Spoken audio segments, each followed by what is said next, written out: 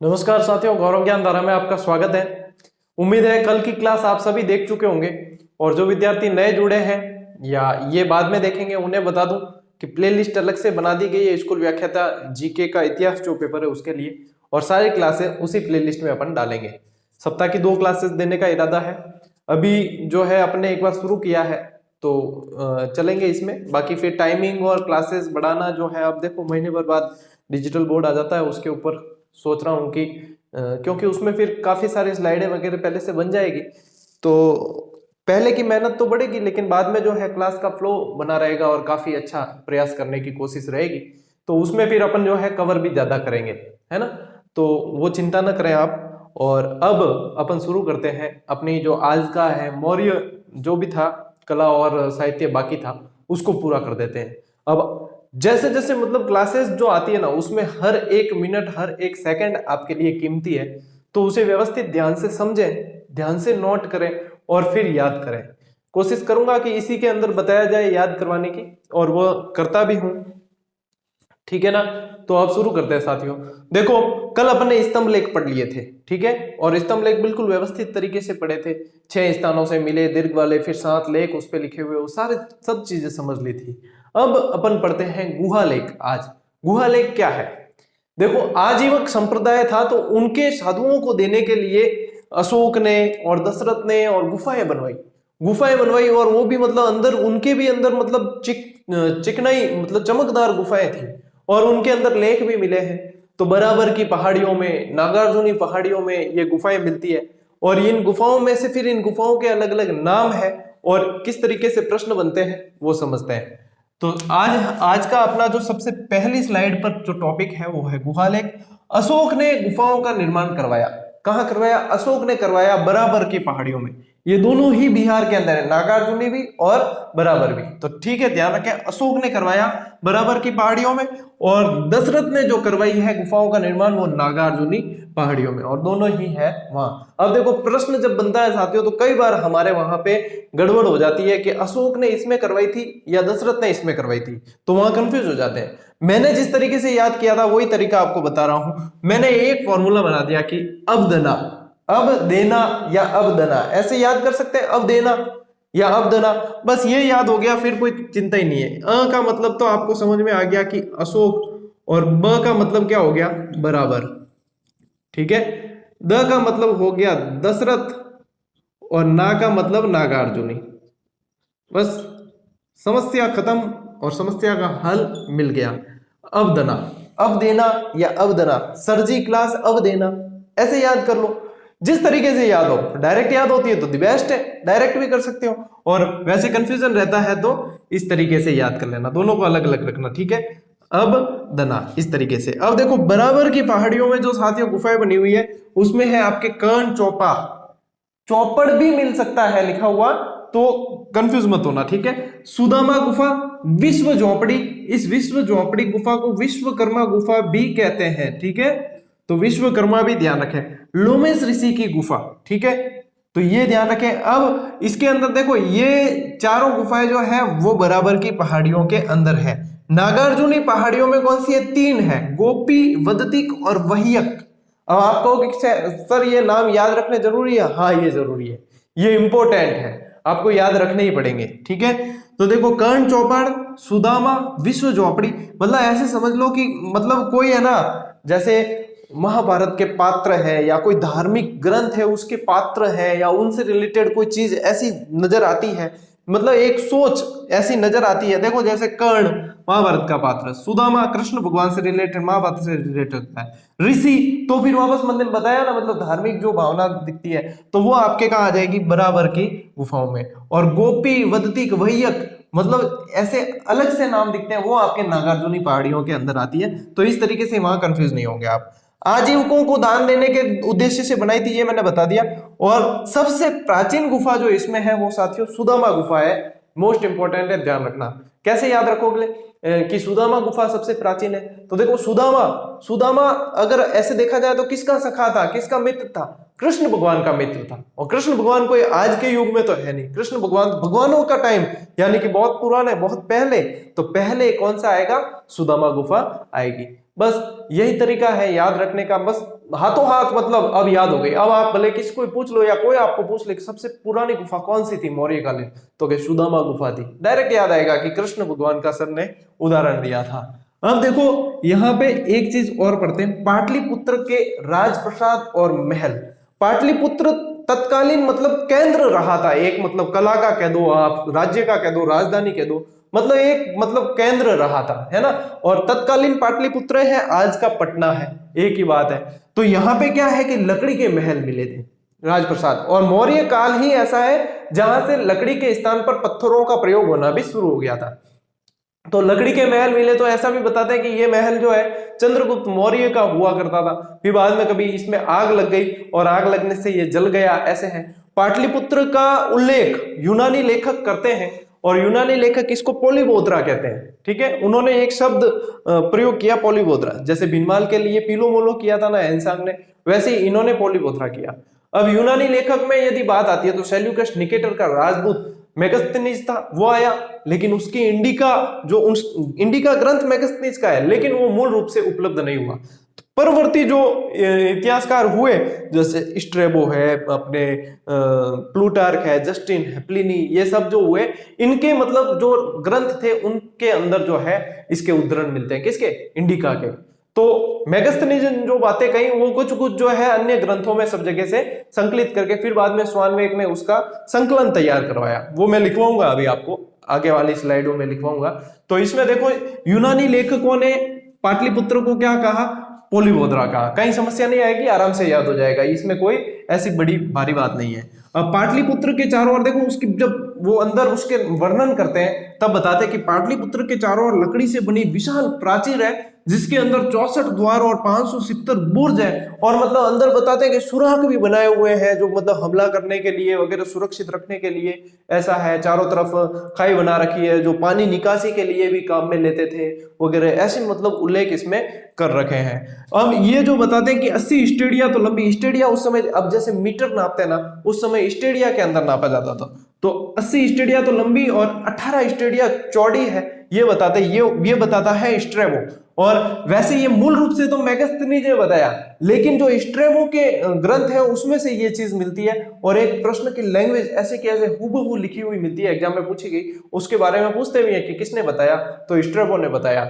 और आपने यदि किताब अपनी पढ़ी होगी जो मेरी और आदरणीय हुक्म चंद जी जैन के मार्गदर्शन में लिखी हुई, उसके अंदर पहला ही प्रश्न अभ्यास प्रश्न जो है उसके अंदर पहला ही प्रश्न इसी से रिलेटेड है और उसका उत्तर स्ट्रेबो है।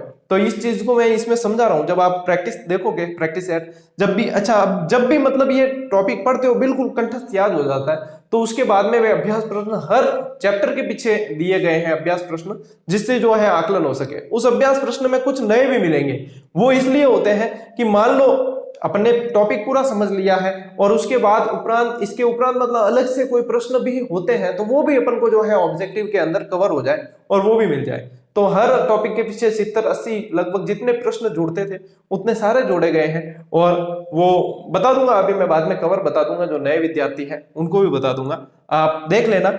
यदि आपको लगता है कि हाँ सर ने अच्छी मेहनत की है, तो आप पढ़ने के लिए देखो, पुस्तक जो है, पुस्तक का कार्य पुस्तक ही करती है, क्लासेस का कार्य क्लासेस करती है। ऐसा नहीं है कि मैंने पुस्तक लिख के दे दी तो मैं पढ़ाऊंगा नहीं, पढ़ाऊंगा मैं पूरा बैच, लेकिन जो है एक देखो ऑफलाइन मतलब अपने पास में जो होता है वो अपने को अंदर, उसके अंदर काफी सारी चीजें और भी मिलती है, पूरा समझाया हुआ होता है। जैसे मैंने जो समझा दिया चीज, मैं नोट्स मेकिंग पैटर्न पे पढ़ा रहा हूँ, जो मैंने समझा दिया आपको वापस समझना है और फिर क्लास देख लेते हैं, बढ़िया चीज है, लेकिन वापस समझना है। पुस्तक जो है पुस्तक का कार्य करती है, आप समझते हो इस बात को अच्छे से। अब देखो आधुनिक पटना के बुलंदीबाग, आधुनिक पटना के बुलंदीबाग में भी क्या है, परकोटे के अवशेष मिले, लकड़ी के महल मिले, और कुम्रहार गांव से भी मिले, ये भी पटना के अंदर ही है। अब देखो ये मतलब इतने बढ़िया थे यहाँ के महल, इतने अच्छे थे कि फायान आया ना, तो फायान ने तो ये देखा, ये फायान क्या है भैया, वो तो मतलब मिनकर बनाया हुआ तो है कौन, मतलब लोगों का बनाया हुआ तो ये है ही नहीं, ये इस धरती पर रहने वाले लोगों की बात तो है नहीं। और एक काल था वो जिसमें हर चीज का मतलब देवताओं से रिलेशन जोड़ा जाता था कि ये तो भगवान द्वारा किया हुआ है, ये देवताओं द्वारा निर्मित है, ऐसा। तो इसने भी क्या कहा, ये यहाँ के मनुष्यों द्वारा नहीं बनाया जा सकता, ये देवताओं द्वारा निर्मित बनाया हुआ है, ठीक है, निर्मित है। एरियन और मेगास्थनीज ये दोनों कहते हैं कि ये तो सूसा और एकवटना के महलों से भी श्रेष्ठ है। मतलब हमने तो सूसा और एकवटना के महल देखे और यहाँ के ये देखा है तो मतलब ये तो उनसे भी बढ़िया है, इतने अच्छे महल है। तो ये दो कोटेशन, ये जो दोनों बातें कही हैं ये अच्छे से याद रख लेना। एरियन और मेगास्थनीज यानी कि यूनानी लेखक हो गए, इन्होंने कही है ये कि सूसा एकवटना से भी बेहतर है, और ये कहा है फायान ने कि देवताओं द्वारा निर्मित महल है। तो ये राजप्रसाद और गुहालेख ये आपको अच्छी तरीके से याद रखना, टू द पॉइंट और व्यवस्थित नोट्स मेकिंग पैटर्न पे अपन चल रहे हैं। समझा दिया है मैंने सारी चीज को, उसके बाद में आप लिख लो और इसे फिर समय समय पर रिवाइज करते रहना, याद करते रहना, तब काम आएगा, और अभ्यास भी करते रहना। पहले स्क्रीनशॉट लेके नोट्स बना लो, फिर चलते हैं अपन अगली स्लाइड पे।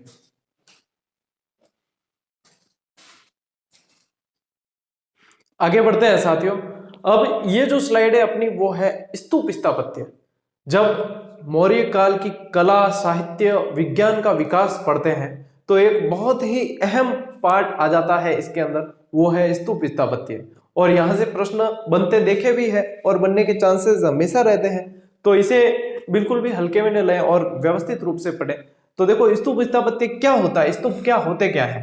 तो स्तूप क्या होते हैं साथियों कि महात्मा बुद्ध की जो अस्थियां थी उस समय जो है जितने भी इनके अनुयायी शासक थे, जैसे 8 भागों में 8 अलग अलग गणों में विभाजित हो गए थे, तो वो अलग अलग थे, वो सभी चाहते थे कि उनके पास में महात्मा बुद्ध की अस्थियां रहे। तो इनमें क्या हुआ कि 8 अलग अलग भागों में विभाजित हो गए थे और इसके बाद में उनकी अस्थियों को भी बांट लिया गया था। तो इनकी अस्थियों पर जो बनाया गया था उनके स्थापत्य कला, वह स्तूप कहलाई।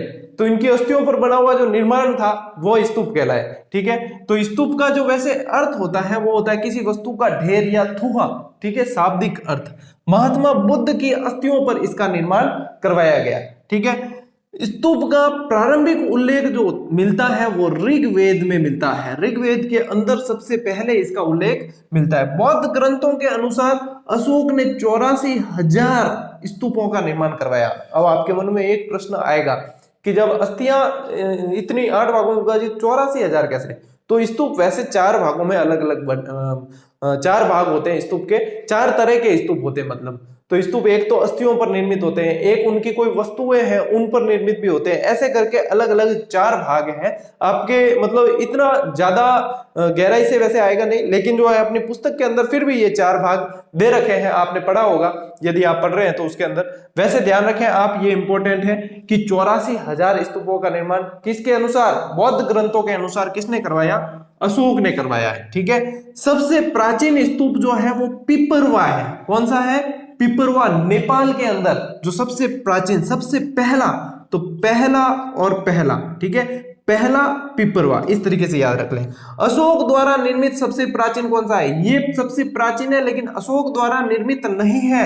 लेकिन अशोक द्वारा निर्मित सबसे प्राचीन कौन सा है, भरूच का स्तंभ है और स्तूप है, और ये है एमपी के अंदर। ठीक है, भरूच का स्तूप सतना एमपी के अंदर है, वो सबसे प्राचीन अशोक द्वारा निर्मित, सबसे प्रसिद्ध व श्रेष्ठ और सबसे बड़ा, यदि कह सकते हो कि अशोक द्वारा निर्मित सबसे बड़ा या मौर्यकालीन सबसे बड़ा तो भी ठीक है, तो वो है आपके सांची के अंदर, और ये भी कहाँ है, एमपी। ठीक है, एमपी के अंदर। और सबसे बड़ा यदि वैसे देखा जाए ओवरऑल में तो वो अमरावती का है, लेकिन अमरावती का जो स्तूप का निर्माण है वो मौर्यों ने नहीं करवाया है, वो सातवाहनों द्वारा करवाया गया है। तो मौर्यों द्वारा पूछा जाए सबसे बड़ा तो सांची आएगा, और अशोक द्वारा निर्मित सबसे प्राचीन पूछा जाए तो भरूच आएगा, और वैसे सबसे प्राचीन पूछा जाए तो पिपरवा नेपाल वाला आएगा। तो ये स्तूप से संबंधित जो है कुछ बातें आपको ध्यान रखनी है। अब स्तूप होता है ना, स्तूप के भी अलग अलग भाग होते हैं। हर स्तूप में मतलब मेदी होती है, वेदिका होती है, प्रदक्षिणा पथ, ये सारे होते हैं। तो वो बताता हूं आपको कि स्तूप के विभिन्न भागों, जो भाग जो होते हैं अलग अलग, उनका क्या रोल होता है। तो एक तो इसमें होती है मेदी। मेदी क्या होती है, वो चबूतरा होता है जिस पर स्तूप का मुख्य हिस्सा आधारित होता है, यानी कि उसके ऊपर स्तूप बना होता है। फिर उसके ऊपर होता है अंड, मान लो ये ऐसे है और फिर ऐसे स्तूप बनता है ना। मैं इसका एक पूरा ये नामांकित फोटो जो है क्लास के अंत में एडिट कर दूंगा, तो वो वहां से आप जो है फोटो देखकर आपकी कॉपी में भी बना देना और उसको व्यवस्थित रूप से आप नामांकित कर देना। ठीक है, तो अंड जो होता है वो स्तूप का अर्ध गोलाकार हिस्सा होता है। ठीक है, हर्मी का स्तूप के शिखर पर अस्थि रक्षा के लिए होता है, छत्र होता है एक जो धार्मिक चिन्ह का प्रतीक होता है। यष्टि छत्र को सहारा देने के लिए, वेदिका इसका निर्माण स्तूप की सुरक्षा के लिए करवाया जाता है, प्रदक्षिणा पथ यानी कि चारों तरफ जो परिक्रमा लगाई जाती है वो रास्ता बनाया जाता है, वो प्रदक्षिणा पथ होता है, और सोपान जो होती है वो सीढ़ियां होती है, मेदी पर चढ़ने के लिए सीढ़ियां होती है, उसको सोपान कहा जाता है। तो इतने भाग होते हैं स्तूप के भी,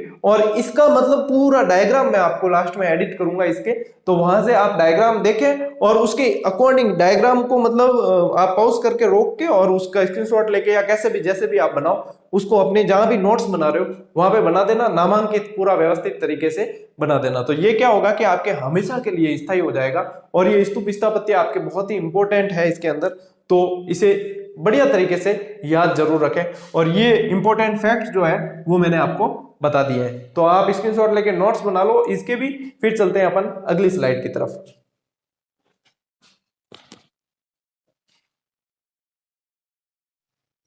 अब आते हैं अपन साथियों साहित्य सृजन पर, यानी कि मौर्य काल में कौन कौन से साहित्य लिखे गए। वैसे मौर्य काल की जो जानकारी मिलती है और साहित्य थे वो अपन ने क्लास के स्टार्ट में यानी कल की क्लास के स्टार्ट में ही देख लिए थे, लेकिन अब स्पेशली मैंने आपको कहा था कि मैं आपको लिखवाऊंगा और बताऊंगा कि इसमें और क्या क्या चीजें हैं जो आपको ध्यान रखनी है, तो उसको देखते हैं साथियों।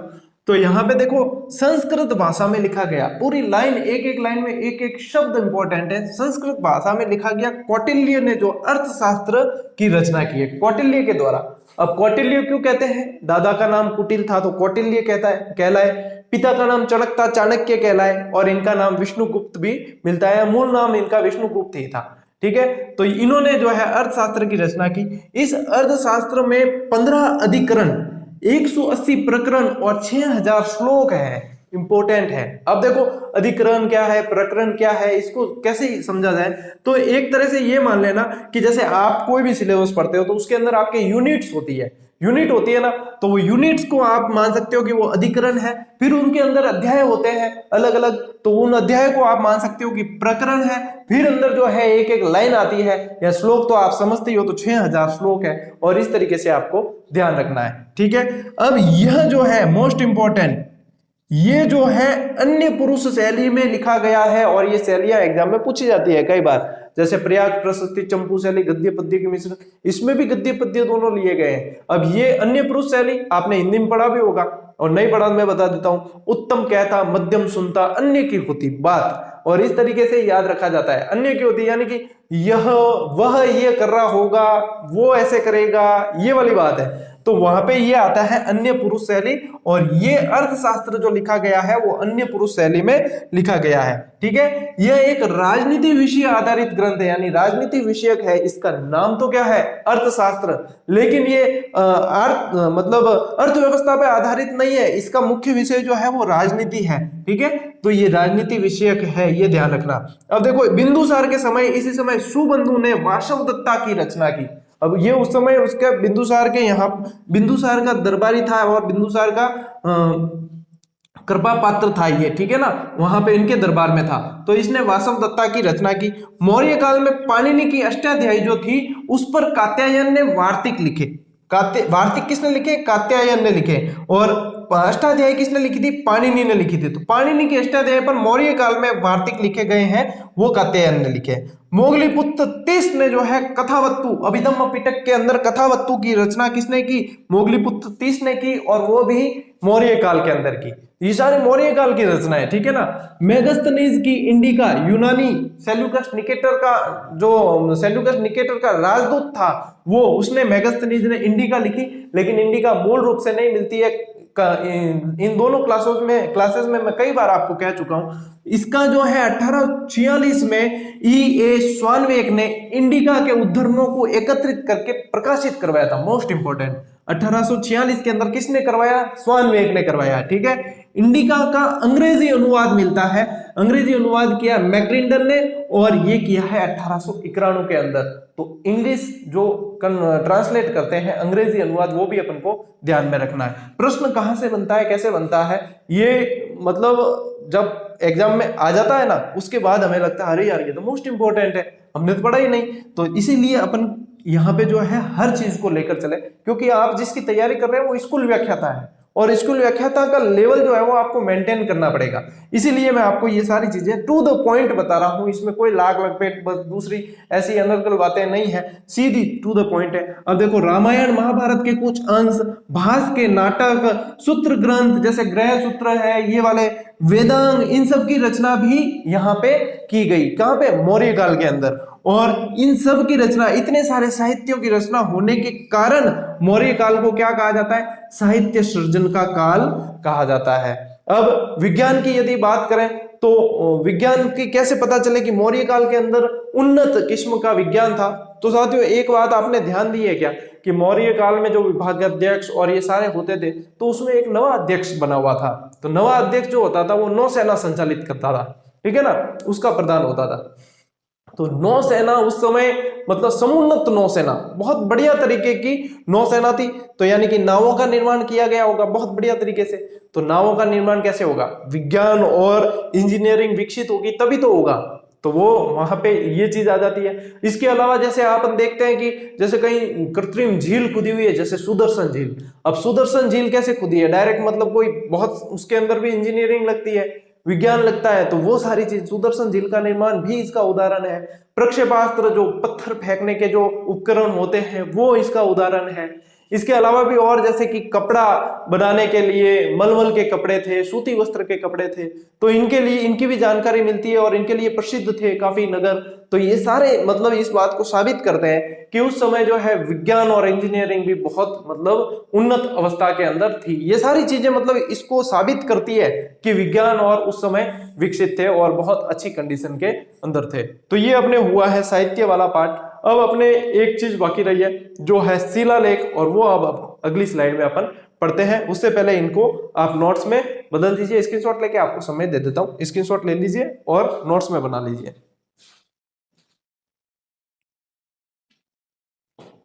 साथियों अब देखते हैं अपन शिलालेख। शिलालेख जो है इनको भी दो भागों में बांटा गया है, जो कल की क्लास में अपन ने पढ़ा भी था, वृहद शिलालेख और लघु शिलालेख। वृहद शिलालेख जो है साथियों वो आपके 8 स्थानों से मिले हैं। अशोक के जो वृहद शिलालेख है वो 8 स्थानों से मिले, लेकिन इस पर 14 लेख खुदे हुए हैं। 14 लेखों का समूह है एक, ठीक है, 14 लेखों का समूह है, इसलिए ये चतुर्दश कहलाते हैं। ठीक है, ये यहाँ पे कई जनों के कंफ्यूजन होता है। जैसे स्तंभ लेख थे, 6 स्थानों से मिले, और 7 लेख, यानी कई जने यूं समझते 6 है 7 है क्या है। मैंने यहाँ पे आपके विशेष जोर देके बताया है कि ये जो है ना, अब ये 14 मानते हैं इनको, लेकिन ये 14 तो ऊपर लेख खुदे हुए जो हर स्तंभ पे मिलते हैं, ठीक है ना, लेकिन ये मिले कहां से हैं? 8 स्थानों से मिले, 14 ऊपर लेख खुदे हुए, ठीक है। इन शिलालेखों में प्रशासन और धम्म से संबंधित जानकारी मिलती है। धर्म यानी धर्म है, ठीक है। अब इसमें जो है पूछते हैं कि कौन सी लिपि में ज्यादातर लिखे गए, तो अधिकांश ब्राह्मी लिपि में। चलो मैं यहाँ पे एक लाइन लिख लेता हूं कि ये अधिकांश जो है ना ज्यादातर वो ब्राह्मी लिपि में है, लेकिन इसके अंदर ब्राह्मी, खरोष्टी, अरामाइक और ग्रीक 4 लिपियों में अलग अलग मिलते हैं। अब कौन कौन से हैं उसमें से देखो, ये शाहबाजगढ़ी और मानसेरा जो पाकिस्तान के अंदर है वो मिलते हैं खरोष्टी लिपि के अंदर। यानी खरोष्टी के कौन से? मानसेरा और शाहबाजगढ़ी, ये स्पेशली याद रखने पड़ेंगे आपको, ठीक है। तक्षशिला और लगमान, लगमान जो है आपके अफगानिस्तान वाला, ठीक है, ये अरामाइक के अंदर मिलते हैं। और शाह-ए-कुना कांधार के अंदर है ये भी, और ये यूनानी और अरामाइक दोनों है, यानी कि ये द्विभाषी भी है और द्विलिपि भी है। 2 भाषाओं में भी मिलता है और 2 लिपि में भी मिलता है। कौन सी? यूनानी और अरामाइक। तो ये मोस्ट इंपॉर्टेंट है, शाह-ए-कुना वाला मोस्ट इंपॉर्टेंट है। 2 लिपि, द्विलिपि भी है, द्विभाषी भी है। तो ये स्पेशली जो अलग अलग है, बाकी अधिकांश मिले हैं आपके ब्राह्मी लिपि के अंदर, ठीक है।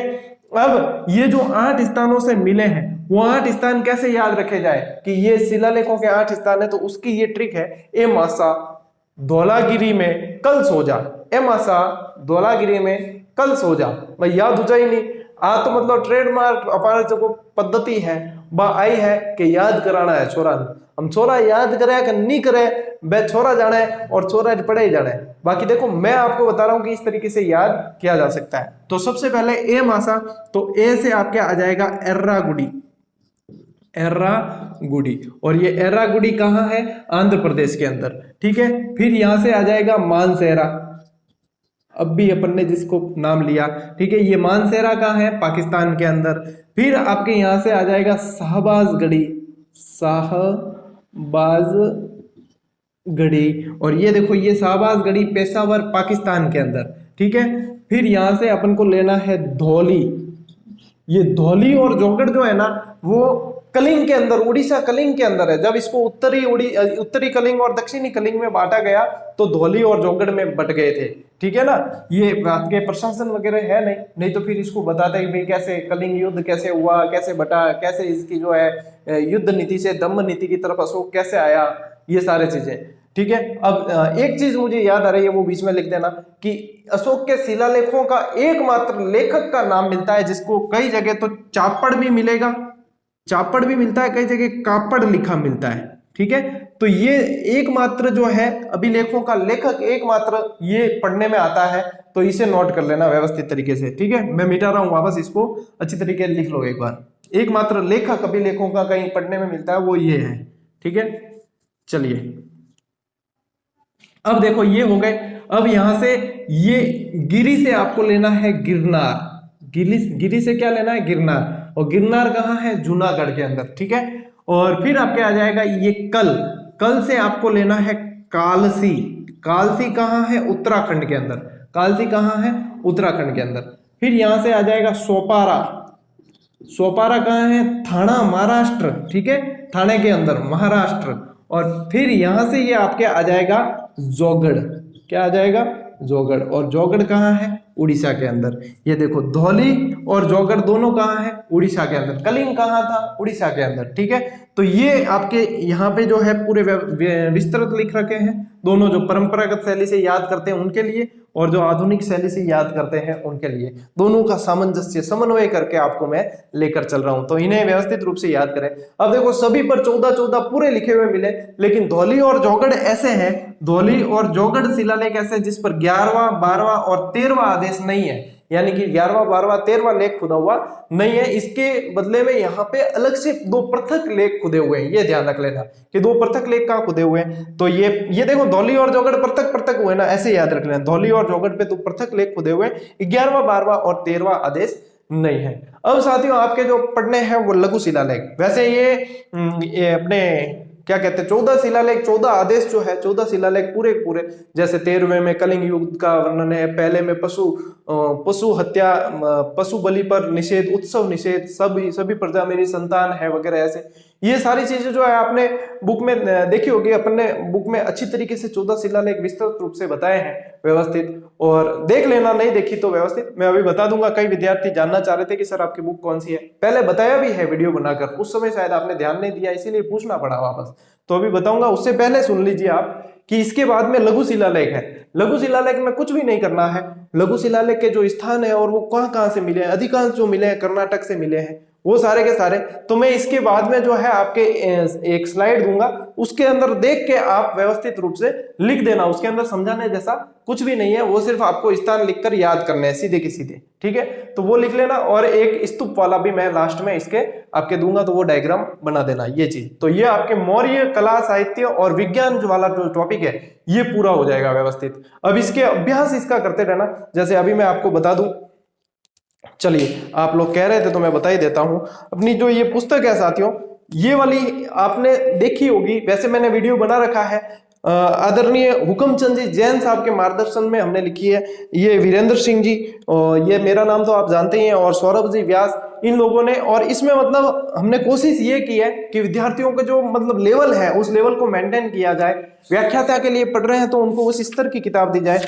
तो इसके अंदर जो चीजें हैं व्यवस्थित, जैसे जहाँ पे डार्क मोस्ट इंपॉर्टेंट चीजें, वो मोस्ट इंपॉर्टेंट ब्रैकेट के अंदर चित्र वगैरह, जिससे वो पढ़ने में रुचि बनी रहे। जैसे ये स्तूप साहित्य है, तो स्तूप साहित्य के अंदर जो मैंने आपको पढ़ाया है वो चीज है, सारी चीज लगभग समावेश करने की कोशिश की है इसके अंदर। ये शिलालेख देखिए, ये शिलालेख जो है वैसे 1 से लगाकर और 14 तक दे रखे हैं, और इसमें मतलब शॉर्ट के अंदर ये भी बता रखा है कि किसमें क्या है, वो वाले भी हैं सारी चीजें।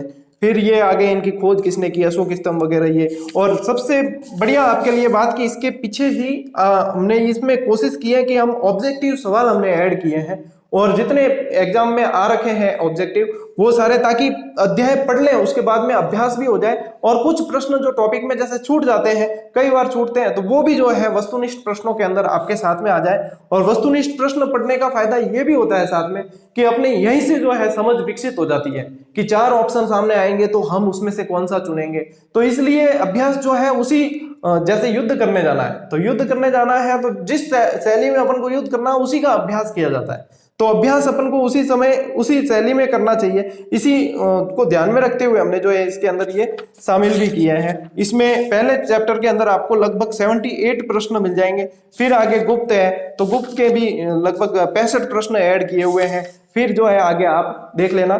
तो कुछ विद्यार्थी कह रहे थे कि सर बुक स्टॉल पे मिली नहीं बुक या जो भी है, तो मैंने फ्लिपकार्ट का लिंक डाला था 2-3 दिन पहले अपने टेलीग्राम पे, और इसके अलावा बुक सेलर को आप ये फोटो बताकर कहिए, टेलीग्राम पे अपने डाला हुआ है, उस सेलर को कहिए कि भैया ये बुक है और ये पब्लिश हो चुकी है तो हमें ये चाहिए, तो आप हमें ये दे दीजिए।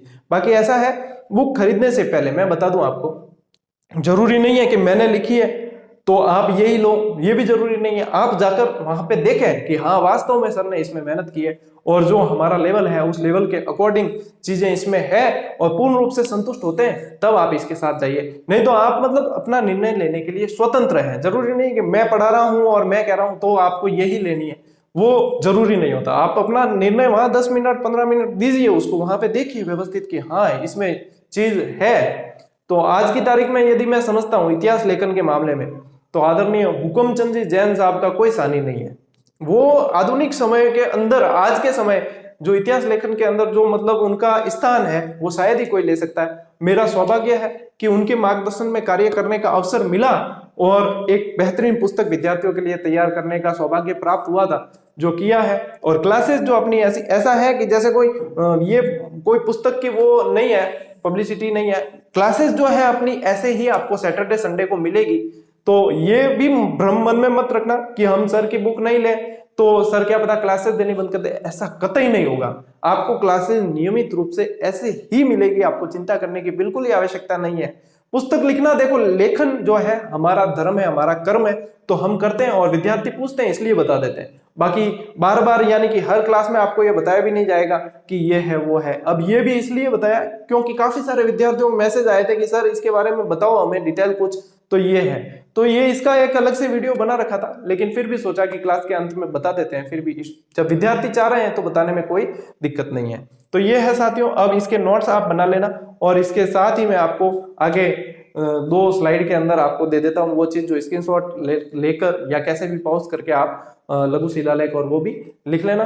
आपका दिन शुभ हो और ऐसे ही तैयारी करते रहना। अब वापस सैटरडे संडे को क्लास मिलेगी, तब तक जो है इसको एकदम कंठस्थ कर लो और दूसरे जो विषय हैं उनको भी पढ़ते रहना तब तक। तो ये जो है आपके साथ साथ चलता रहेगा और आपके एक मतलब वो रोटेशन बन जाएगा, तो पढ़ाई कुल मिला के अच्छी हो जाएगी। तो मिलते हैं साथियों अगले वीडियो में, तब तक के लिए राम राम, जय हिंद।